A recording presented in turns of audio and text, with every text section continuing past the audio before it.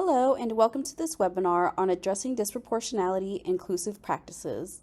This presentation was made in collaboration between Anne Arundel County Public Schools and the American Institutes for Research.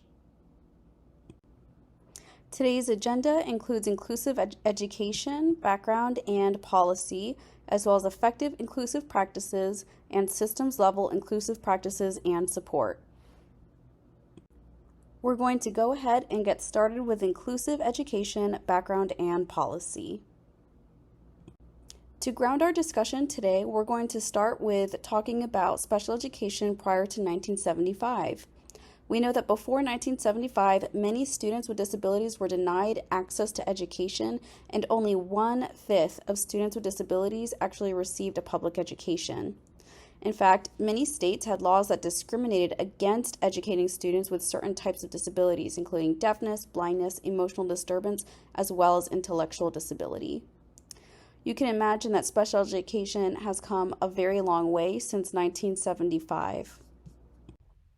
As touched on, special education has come a long way. Passed in 1975, the Individuals with Disabilities Education Act, or IDEA, is the federal law that grants students with disabilities the right to a free and appropriate public education, also known as FAPE. This legislation changed the educational opportunities for students with disabilities.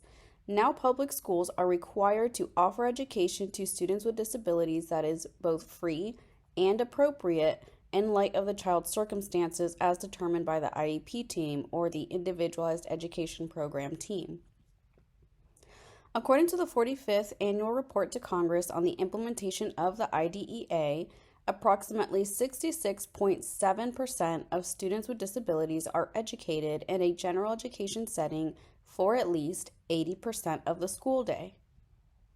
As numbers for general education placement continue to increase, it is important for all teachers, not just special education teachers, to use evidence-based and high-leverage practices to support all students within their classroom, including students with disabilities.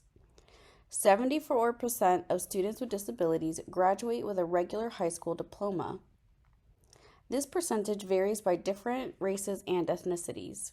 According to the National Center on Education Statistics, or NCES, the percentage of exiting students who graduated with a regular high school diploma was highest for Asian students, 78%, and lowest for Black students, 68%. The percentage of exiting students who dropped out was highest for American Indian and Alaska Native students at 26% and lowest for Asian students at 6%. Certain racial and ethnic groups are more highly identified for special education services, resulting in significant disproportionality. While special education has come a very long way in the United States, it still has a long way to go. Congress acknowledged the importance of an inclusive public education when they wrote the IDEA. Listen to this excerpt from the introduction of the IDEA. Section 1400 states that disability is a natural part of the human experience and in no way diminishes the right of individuals to participate in or contribute to society. Improving educational results for children with disabilities is an essential element of our national policy of ensuring equality of opportunity, full participation, independent living, and economic self-sufficiency for individuals with disabilities. The IDEA was originally named the Education for All Handicapped Children Act of 1975. Listen to this next section of the introductory portion of the IDEA. Before the date of enactment of the Education for All Handicapped Children Act of 1975, or Public Law 94-142, the educational needs of millions of children with disabilities were not being fully met because the children did not receive appropriate educational services. The children were excluded entirely from the public school system and from being educated with their peers. Undiagnosed disabilities prevented the children from having a successful educational experience. or a lack of adequate resources within the public school system forced families to find services outside the public school system. So, what does the IDEA say about access and progress? Section 300.320 of the IDEA outlines the expectations for an IEP, which is intended to allow access to and promote progress in the general education curriculum. Regarding the IEP section on the present levels of academic achievement and functional performance, the IDEA says this section should include how the child's disability affects the child's involvement and progress in the general education curriculum, i.e., the same curriculum as for non-disabled children. Regarding the IEP's measurable annual goals, the IDEA states that goals are designed to meet the child's needs that result from the child's disability to enable the child to be involved in and make progress in the general education curriculum. On the left side of the screen, we see a few screenshots of IEP tip sheets from the Progress Center, which is a great resource to learn more information about IEPs. Regarding the statement of special education and related services and supplementary aids and services, the IDEA says the purpose is to enable the child to advance appropriately toward attaining the annual goals, to be involved in and make progress in the general education curriculum in accordance with paragraph A1 of this section, and to participate in extracurricular and other non-academic activities, and to be educated and participate with other children with disabilities and non-disabled children in the activities described in this section.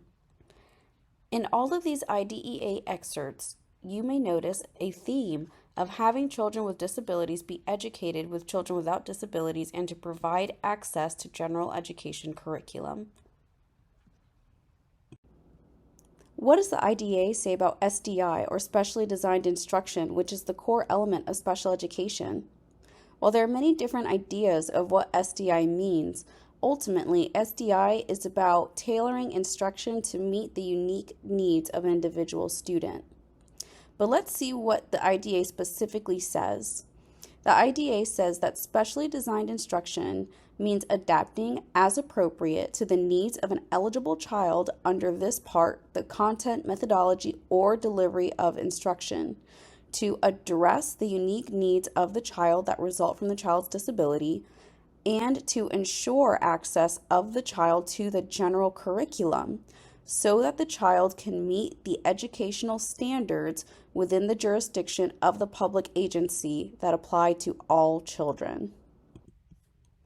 Note that SDI is not about placement, but it's about access to the curriculum to ensure that the child with a disability has access to the same quality of education, the same educational standards that's given to their general education peers. We don't want to limit students' potential. We should ensure high quality instruction across all settings, content areas, tiers of instruction, or intervention. Our instructional decision-making or special education identification process should be based on data so we avoid over-identifying students with disabilities. Being identified for special education often results in less access to general education programming and potentially harms student learning outcomes. We only want to identify students for special education if there is truly a need for that service. Our goal should be to avoid categorizing students with a disability unless data indicates a true need for special education services in order to fully access and progress in general education. It's important to remember that all students are general education students first. We have a shared responsibility to provide them all with high quality instruction and the supports they need prior to identifying them for special education. And also, even as special education students, they still have a right to that general education content and curriculum. We are now moving into our section on inclusive practices, where we will be using high leverage practices to promote student success. So what do we mean when we say inclusive practices? Inclusive practices are instructional or behavioral practices that support all students, regardless of disability or regardless of any other background, cultural, or language differences. When selecting practices to implement, it is important that they should be research-based and have evidence of effectiveness. Additionally, practices should be culturally responsive to ensure that students of all backgrounds are valued and respected. The Special Education High Leverage Practices, or HLPs, were developed in collaboration between the Council for Exceptional Children, or CEC, and the Cedar Center. CEC is the largest professional organization representing professionals working with students with disabilities and were instrumental in advocating for the original IDEA being passed in 1975. Cedar Center is a federally funded center that works with state and local education agencies and educator preparation programs to develop high-quality professional learning to teachers and teacher candidates. Together, these two organizations developed a set of 22 high-leverage practices. These practices are based on expert recommendations, practical and ethical considerations for working with students with disabilities, and research. In special education, these HLPs are categorized in four areas, which include collaboration, data-driven planning, instruction in behavior and academics, and intensify and intervene as needed. Here you can see a visualization of the high leverage practice framework. You can see at the top of this structure that we have the 4 different practice areas, again, which are collaboration, data-driven planning, instruction in behavior and academics, and intensify and intervene as needed. All of the other practices are organized under these 4 areas. In the middle of the diagram, you will see that there are 6 pillar practices. Research and expert consensus has identified these practices as being critical for educator success and student outcomes. All high leverage practices are considered foundational skills for teachers to work with all students. A key difference between high leverage practices and evidence-based practices is that evidence-based practices are very specific. So they might have been used with a particular age group or grade level or a particular subject area, whereas high leverage practices are practices that apply to any content area and any grade level. So within this framework, you will see that these 6 key practices have several other practices that are embedded within, which forms the foundation of the structure below. We know that good teaching does not isolate one single practice at a time, but many of these practices are occurring at once. And so that is the purpose of this visualization of showing how these different practices are embedded within those 6 key pillar practices. Feel free to pause the video to read through this diagram and learn more about practices that have been identified to be critical for success for our students with disabilities. If you would like to learn more information about these practices, feel free to go to highleveragepractices.org. This website has lots of different implementation resources, including leadership guides, faculty guides, and videos, as well as other resources to help you learn more about these high leverage practices. A particular type of resource that I would like to highlight for you on the High Leverage Practices website includes the HLP Leadership Guides. They have one leadership guide for each of the 22 high leverage practices. And these guides include tips for school leaders to support teachers, questions to prompt discussion, self-reflection, and observer feedback, observable behaviors for teachers implementing the HLPs, as well as references and additional resources on each HLP. If you are a school leader or an administrator or a team grade leader, if you're in a leadership capacity in any way, shape, or form, this is a resource that you can distribute to your team members so that everyone can learn more about these effective practices and so that they can support each other with implementation. If you are presently a classroom teacher or an interventionist or a special education teacher, this is something that you can still read and reflect upon because it does give lots of tips for effective utilization of this practice. The Progress Center is another wonderful resource to learn about effective inclusive practices for students with disabilities.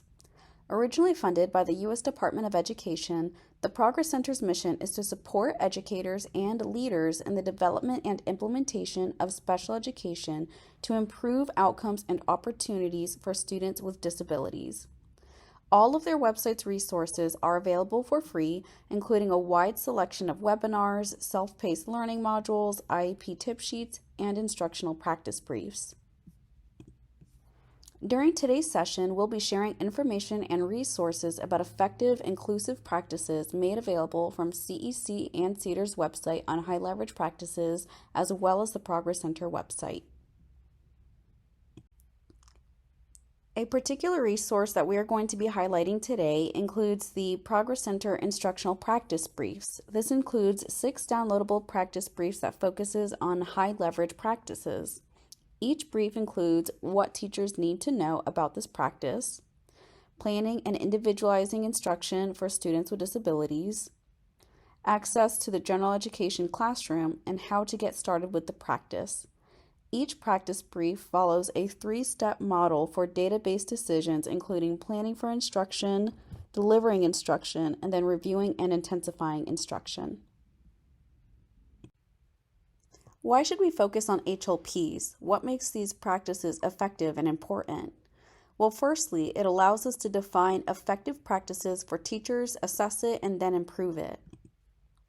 These practices provide us with observable teaching behavior so we can walk into a classroom and provide feedback and see whether or not these practices are being implemented. They also provide us with a set of practices for teachers to reflect upon in their own practice and make improvements upon. Likewise, these practices also allow us to create a seamless system of support for teachers throughout their career. Because it is a focused set of practices, they can be used to guide professional learning and professional development for teachers. Furthermore, HLPs are content agnostic and can be used across all grades. As mentioned earlier, HLPs are intended for use in any content area in any grade level. So it could be math, it could be literacy, it could be science, it could be history, etc. These practices have been shown to be effective across content areas and across K through 12 settings. And lastly, HLPs have been identified as foundational practices that all teachers should know and be able to do. Now we're going to reflect for just a moment and answer these true or false questions. The first one is, HLPs are just for special education teachers. What do you think? The second question is, when used effectively, HLPs can help promote equitable outcomes for students with disabilities and others with special learning needs. True or false? What do you think? If you answered false for the first question, you are correct. The first answer is false because HLPs are for all teachers, including general education teachers. Because most of our students with disabilities really are included within the general education classroom setting, it is so important that all teachers have this foundational knowledge of these effective practices. And for the second question, if you answered true, then you are correct. Congratulations. We know that this is true because HLPs can lead to improved student learning outcomes for all students in core instruction. We are now going to dive into effective inclusive practices. We are focusing on 6 practices outlined in the Progress Center's 6 instructional practice briefs. These instructional practice briefs were developed based on the findings of a 2021 meta-analysis completed by Nelson and colleagues, which determined which CEC high leverage practices had the highest statistical significance.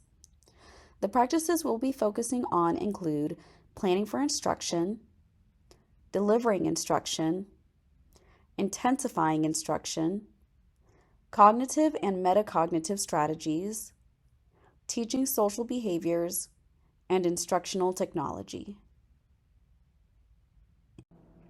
Planning for instruction includes what teachers need to think about before they design and deliver instruction for students with disabilities. Because students with disabilities are general education students first, it's important that we set a meaningful learning target that promotes access to general education curriculum. Creating a meaningful learning target involves understanding assessment data and how to use this data to inform learning targets that are appropriately rigorous. Determine the appropriate sequence of instruction. It's important to utilize opportunities to collaborate with special education teachers and general education teachers to achieve this.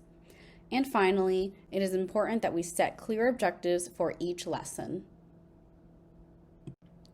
If you are a school leader, some tips to support teachers implementing this practice includes providing feedback on the quality, specificity, and accountability of established goals and to support any revisions as needed. Additionally, we want to ensure educators have a strong repertoire of explicit and other instructional strategies needed to systematically design instruction. The high leverage practices are a great resource to learn additional teaching techniques that teachers can then plan to implement. We also want to ensure that educators know how to interpret data from a range of resources to make informed decisions. This slide includes screenshots of the Progress Center instructional practice briefs and an aligned CEC HLP leadership guide. If you visit the HLP website, be sure to look for HLP leadership guides 6, 11, and 12, as these are all practices that are aligned with planning for instruction. When delivering instruction, here are some supports that are essential during modeling and practice. The first is to ask questions. It's important that we are asking questions because this provides students with a variety of opportunities to respond and practice the skill that they are working on. Similarly, we want to make sure that we are eliciting frequent responses. Again, we want to make sure that we are providing lots of opportunities for students to practice the skill and to apply the skill. Additionally, we want to make sure that we are providing feedback. Feedback should be specific and positively stated. And lastly, we want to maintain a brisk pace. We don't want to stay on one single topic too long. We want to make sure that students remain engaged and that we're keeping a brisk pace throughout the lesson. A few tips for school leaders who are looking to support teachers in delivering instruction. And remember, when we're talking about delivering instruction, we're talking about in the moment teachers are currently delivering the lesson, is to provide targeted professional learning and coaching. It can be very helpful for teachers to have a mentor and a coach to help support them in their implementation of these different practices. It's also helpful to provide feedback on appropriate selection and teaching of different scaffolding techniques. And lastly, it's very helpful to observe teachers and document their extent of using the explicit instruction so that we can then provide structured feedback on their instruction so they can reflect on their practice and continue to improve.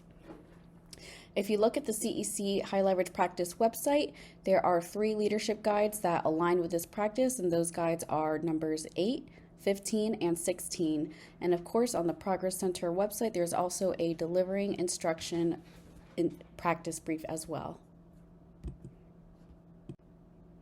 Some practical strategies for intensifying instruction for students with disabilities and meeting their unique learning needs includes addressing the intervention dosage.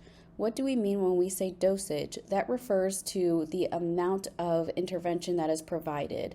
So this could be the frequency or the duration of the intervention. So for example, if a student is receiving a math intervention just 3 days out of the week, perhaps, and they're not making progress, then perhaps that student needs 4 or 5 days of intervention out of the week. Or if the intervention is only 20 minutes, then perhaps increasing the intervention time to 30 or 40 minutes is something that would be beneficial to the student. Opportunities to respond are another way to intensify instruction by making sure that we're asking questions or giving prompts for students to respond, and then we can provide feedback to that student that will also aid in their learning and intensify the instruction. Alignment refers to making sure that the intervention is aligned to the specific skill deficit and skill need that the student has. And finally, transfer refers to explicitly teaching students how to transfer skills and how the content connects to other content. So this refers to the generalizability of the content. If you are a school leader looking to support teachers with intensifying their instruction, then one tip to support your teachers is to provide instruction, professional learning, and coaching on the database individualization process, or DBI process. The DBI process is an evidence-based method of intensifying intervention and intensifying instruction. You can also provide feedback about the impact of intensive intervention across tiers. So thinking about an MTSS framework and our Tier 1 core level of instruction, as well as our supplemental interventions at Tier 2 level of interventions, and then intensifying even further for a Tier 3 level of interventions, instruction is going to look different at each one of those tiers, and it may be important for teachers to receive feedback about the impact of their interventions across these different tiers. And lastly, we want to make sure that we monitor the implementation of intensive instruction. So that may include scheduling the instruction, ensuring that it is being scheduled at the appropriate dosage for the students, making sure that data is being collected, and that teachers are monitoring the progress of students as well.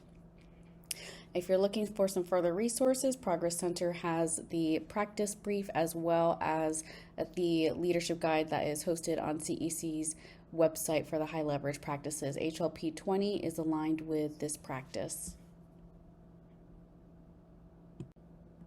When teaching cognitive and metacognitive strategies, we focus on different strategies that help executive functioning skills, such as attention, self-monitoring, and working memory. Cognitive strategies focus on the how of thinking, while metacognitive refers to the awareness of one's own thinking. In practice, students are using cognitive strategies when they identify a strategy to use. Students are using metacognitive strategies when they are self-monitoring or reflecting on their own learning process. It's important to teach students how to set goals, motivational strategies to achieve goals, and how to measure success.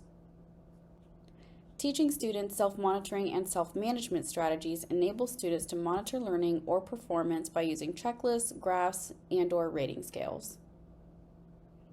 Another strategy is to teach students how to use graphic organizers for a variety of purposes, such as organizing a weekly schedule, solving word problems, sequencing events in literature, etc. Many of our students require checklists to complete daily routines, while other students need explicit instruction to complete multi-step tasks or persevere through non-preferred tasks. A few tips for school leaders who are looking to support teachers with implementing cognitive and metacognitive strategies is to support educators in selecting appropriate cognitive and metacognitive strategies across a variety of subjects. When we're thinking about the term appropriate, we should be thinking about the student's skill level and their needs, as well as the subject area. On top of that, we should also provide feedback on educators' use of those cognitive and metacognitive strategies to ensure that they are matched with student needs. And finally, we want to ensure that teachers provide feedback on student use of cognitive and metacognitive strategies. This is to help ensure that students are implementing these practices appropriately.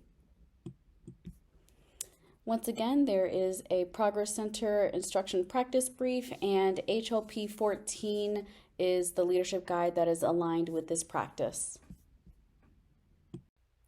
When teaching social behavior, we focus on behavioral expectations for students with disabilities. Just as we would explicitly teach a math concept, we provide direct instruction to explicitly and systematically teach classroom and behavioral expectations. A few strategies to implement this practice is to select a replacement behavior. A replacement behavior is a socially acceptable behavior that is explicitly taught to replace an undesirable behavior.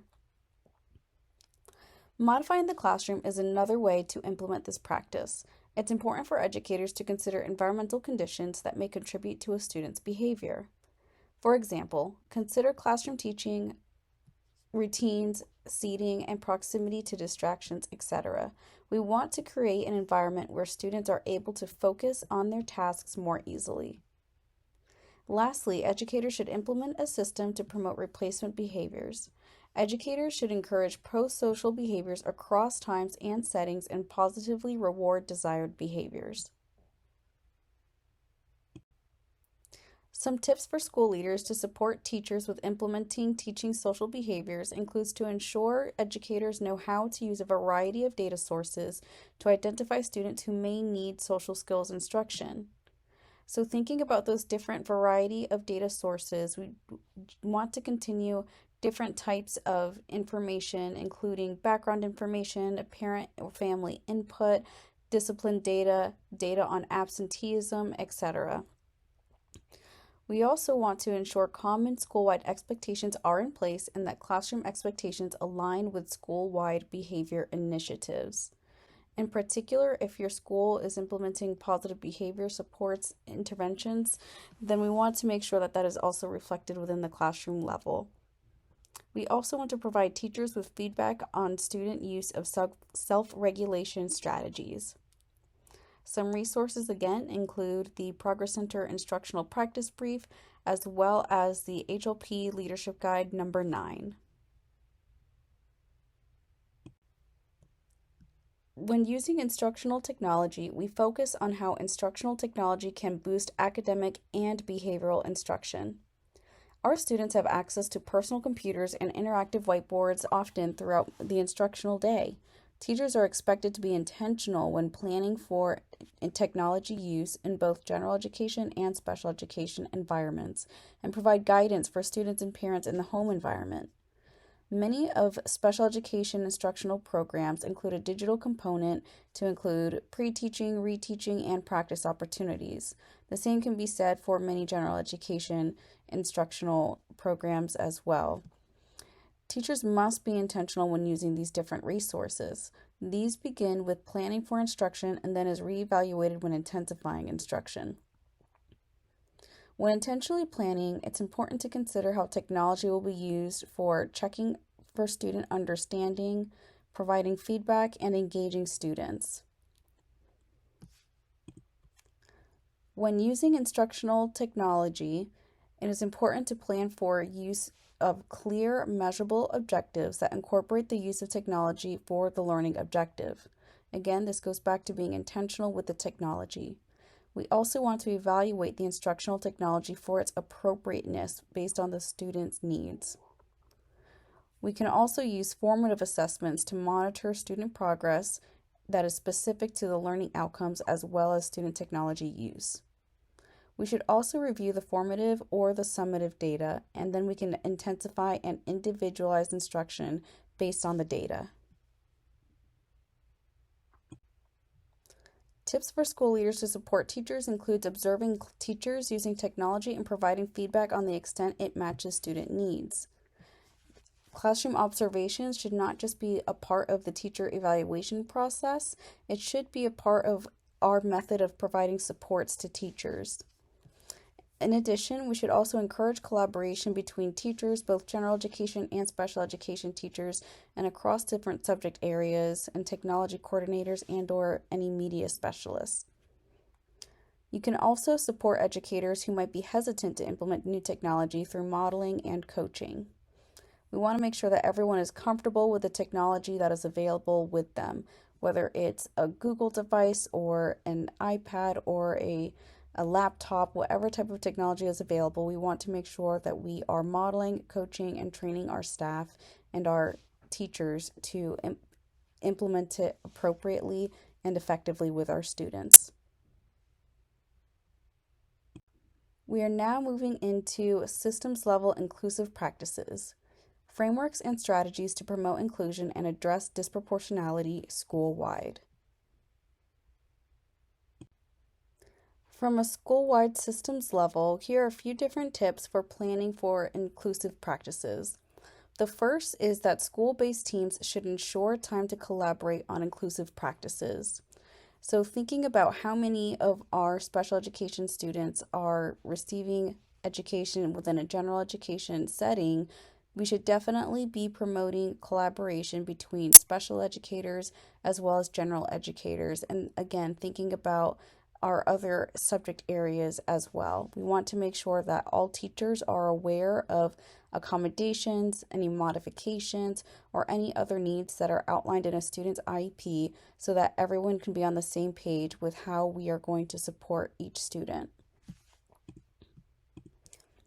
Additionally, many of these practices, these high leverage practices that we have been discussing, they are also beneficial for general education students. So students without disabilities, including students who are English language learners, will also benefit from all of these inclusive practices. The next tip is that lesson plans should indicate how instructional strategies are being adjusted for struggling learners. This again includes all students, regardless of whether or not they have a disability, if they're an English language learner or a student who is culturally or linguistically diverse. We want to make sure that we are adapting our instructional strategies to meet the needs of different learners, and that should be planned ahead of time and included within the lesson plan. Additionally, teachers should consider what accommodations may be beneficial for the whole class. For example, the use of additional time may be beneficial for an entire class if they're struggling with a particular skill in a new lesson. We want to make sure that all students are set up for success, and so sometimes it may be beneficial to think about what types of accommodations may be beneficial to more students. Furthermore, classroom and behavioral management should focus on positive reinforcement rather than punitive or exclusionary practices. We should not be relying on suspension or expulsion to achieve positive classroom behavioral outcomes. We want to make sure that we're using inclusive practices and that we are positively rewarding the behavior that we are trying to achieve. And lastly, if students are not meeting academic or behavioral expectations, then consider adapting instructional practices prior to recommending students for special education evaluations. This would help us avoid any disproportionality. Thinking about the tip for using accommodations for a whole class, we're now going to take a moment to learn more about accommodations. At this time, view the Iris Center page on what types of accommodations are commonly used for students with disabilities. Review the chart with accommodation categories such as presentation, response, setting, and timing or scheduling accommodations. Please feel free to pause the video while you review this page and that chart. As you review this page, can you think of any additional examples for these accommodation categories? And I also would like you to reflect on how can accommodations be helpful for students without a disability. Another strategy to implement inclusive practices is to use the Universal Design for Learning Framework, or UDL. UDL has 3 core principles, which include design multiple means of engagement, multiple means of representation, and multiple means of action and expression. These 3 core principles also have many different checkpoints and guidelines with further details on how to implement these different principles, and they are all backed by decades of research. In fact, the most recent update to the UDL framework, or UDL 3.0, includes practices that are culturally responsive and may also help address disproportionality. UDL is a very comprehensive framework that helps ensure instructional access and creates engagement opportunities for all students. In a truly UDL enhanced lesson plan, we can see that any student, regardless of their background, differences, or disabilities, are able to access and participate in the lesson. Universal Design for Learning is actually based on Universal Design for Architecture concepts, Just like everyone benefits from ramps and elevators, all students benefit from lessons that are universally designed. Furthermore, it ensures access and engagement for all students because it provides accommodations and supports that are beneficial to the learning process, which help increase student engagement. All of the high leverage practices that we discussed so far today are aligned with the Universal Design for Learning framework and include, or may also include, instructional technology, as well as teaching cognitive and metacognitive strategies, and even teaching social behavior. Here you can see that the UDL framework is quite comprehensive. We have the three main core principles up at the top, and then along the sides we see how these different checkpoints and guidelines are organized based on whether they are designed to promote access, whether they are designed to support student learning, or whether they are designed to support specific executive functioning skills. We're now going to take a few moments to review this interactive framework. Note that all of the different guidelines and checkpoints are linked within the framework on the web page. We're going to take a moment to consider an upcoming lesson or a current school initiative. As you review this framework, think about which UDL guidelines can you incorporate within an upcoming lesson or an upcoming event or initiative. And how might that guideline be beneficial to a variety of students? From a school-wide systems level, here are a few different ideas for monitoring for inclusive practices. The first is to utilize classroom walkthroughs so that you can observe if inclusive practices are in place.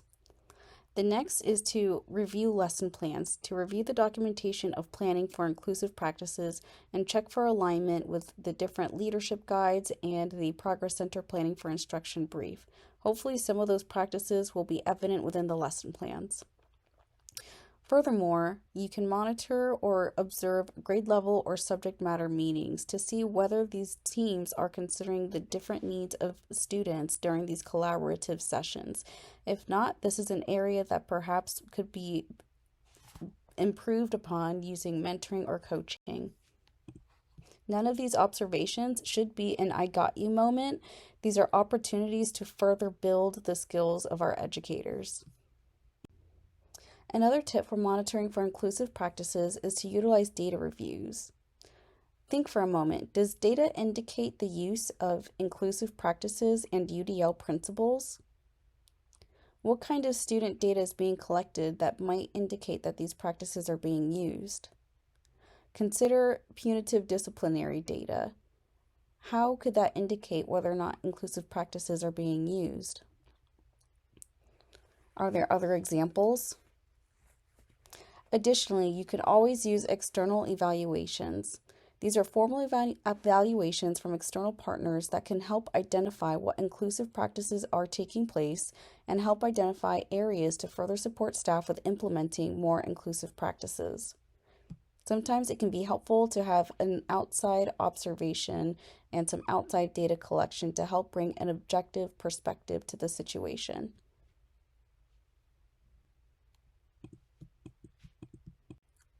Before we wrap up, let's take a moment to process. As you consider all that you have learned, reflect on the following questions. What is something that you learned that squares with your beliefs? What are 2 things still circling in your head? And what are 3 critical points that you wish to remember? Thank you for your time today and learning more about inclusive practices. We hope that you learned lots of information about practices and resources that you'll be able to apply soon. Have a wonderful day.